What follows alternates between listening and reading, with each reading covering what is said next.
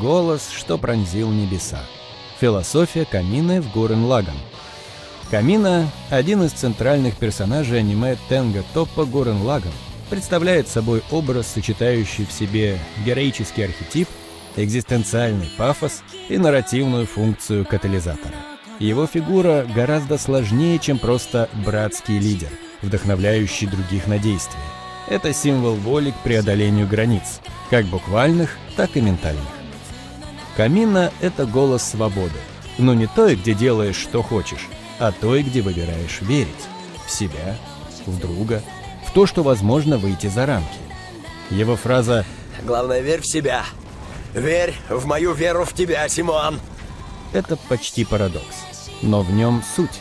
Иногда, чтобы поверить в себя, нам нужен кто-то, кто сделает это первым.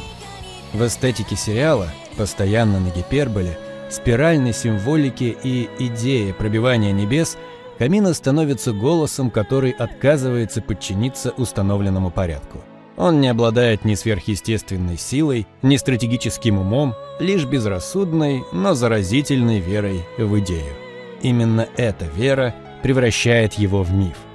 После его смерти команда не слабеет, наоборот, он становится метафизическим источником их мотивации. Камина умирает, но его энергия перерастает в колоссальную легенду. Таким образом, Камина — это персонаж, чья сила не в том, что он делает, а в том, что он позволяет сделать другим.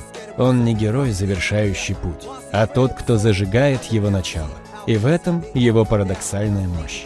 В смерти он становится вечной искрой действия.